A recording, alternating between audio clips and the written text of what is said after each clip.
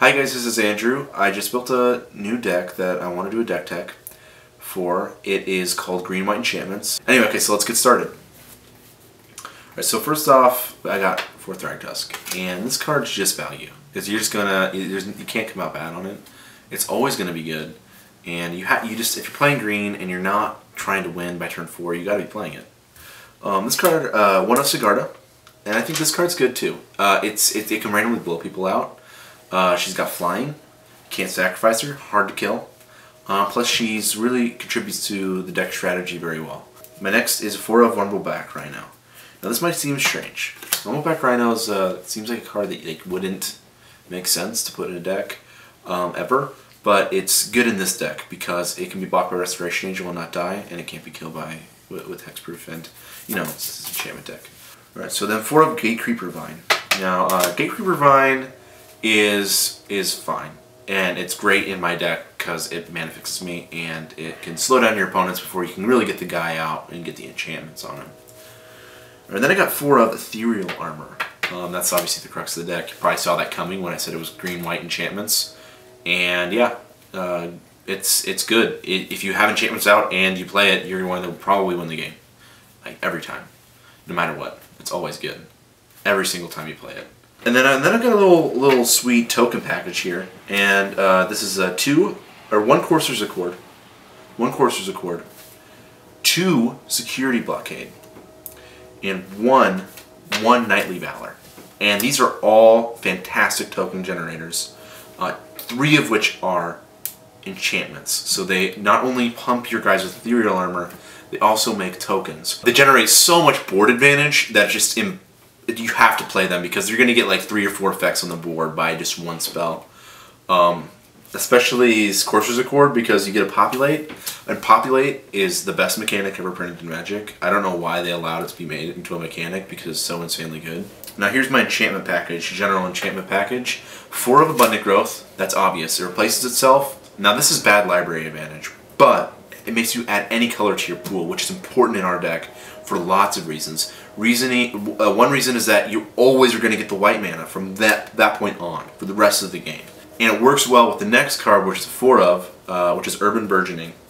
And this card's great for lots of reasons. It untaps your things, so it gives you board advantage. And then, if you have it on a thing with Abundant Growth, and even better, a thing with Security Blockade, you're just going to generate like insane value out of just this one mana spell. It's got great mana advantage, great board advantage. It like replaces itself as a mana immediately after you play it, like it's almost free. Alright, now we got a little enchantment removal package, and this is pretty straightforward. It makes sense. 4 of Oblivion Ring, 4 of Arrest, 4 of Pacifism, and 2 Soul Tithe. And I think that those are all just good removal spells, and they're very important. These are enchantments, so you're going to be able to get pumps for your ethereal armor out, and that's really good. Because you always need to be moving towards the ethereal armor plan. Now we're getting to the best part of the deck.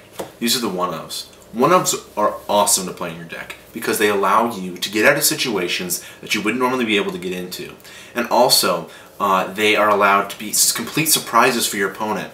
I've seen so many people get angry at me at FNM because I have a 1-of in my deck that will randomly win me the game out of nowhere, and that is just the best feeling in the world to have. When you can just beat somebody after you know they totally deserve to win, it's great. And so that's why I decided to include very many 1-ofs in my deck. And I think that they're all very high powered, and they all contribute to my plan very well. Especially the last one, which I think is not only an alternate win condition in my deck, but it's also just generally a fantastic card. So I'm just going to get into them in general. First one is Gifts of Orsoba. Now this one is great. My guys don't have evasion, and this is an enchantment that gives evasion. Also, if I get behind in life, I can get right back up there. So it's great life advantage, and it's great board advantage. Every single enchantment aura that's ever been printed is fantastic board advantage because it makes the guys on your board better. I think that taking a card out of your hand for a card that will increase your ability to win the game on the board is always better in every single deck. I can't think of a single deck that I built that it's not better to just put an enchantment on your creature than to have an extra card in your hand. Next card is Celestia Charm. Celestia Charm is always a blowout, and it might actually work its way up in my deck as a 2 or 3 of, but right now I'm really digging where it is as a 1 of. Because as a one-of, Celestia Charm is able to just completely destroy everybody all the time. Every single mode is good, so that's why it's great as a one-of. Because every single time I draw it, I want it, and I want it in my opening hand. This is a card I didn't even know existed until I went through my Everson Restored cards earlier tonight. It's called Grounded.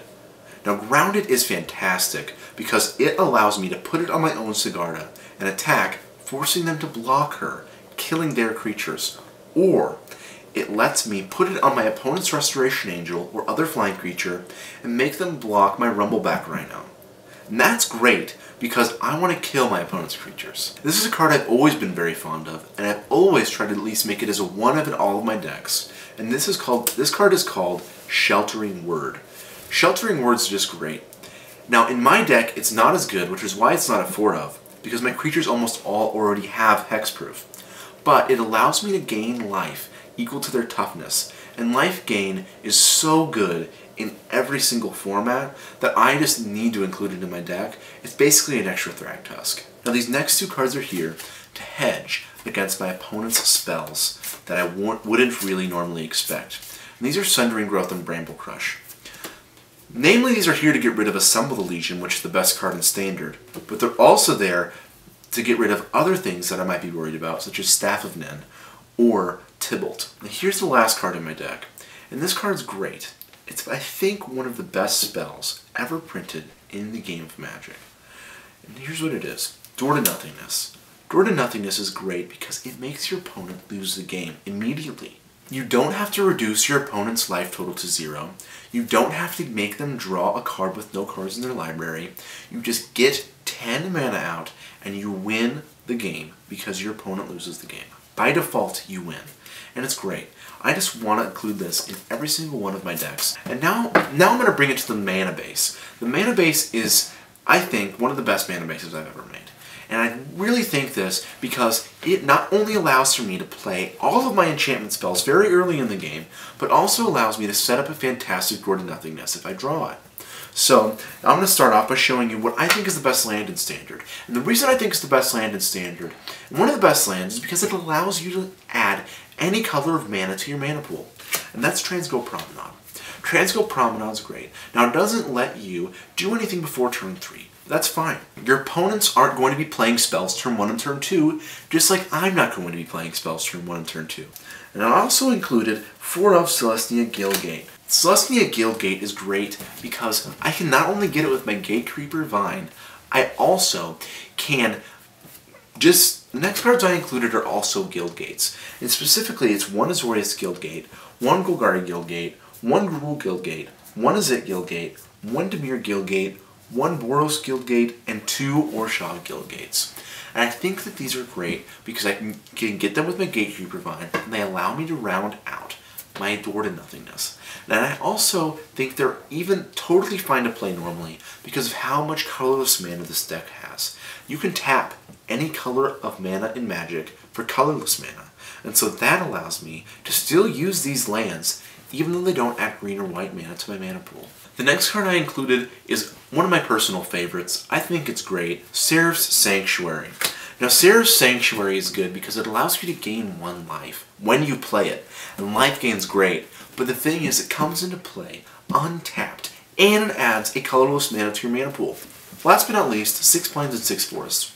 I think that when you're playing a 2-color deck like I am, it is always better to just split the 2-color cards of basic lands right down the middle, and not ever go through your deck and count mana symbols. Because when you're going to need white mana, you always just draw green mana. And when you need green mana, you just draw white mana. So if you split it halfway down the middle, you know that it's fair when you're not drawing the lands. You know it's just luck of the draw.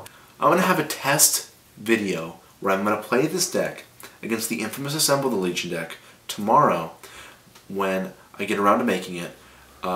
And I'll show you how good this deck is, and you can see in person or over video. See you guys at FNN.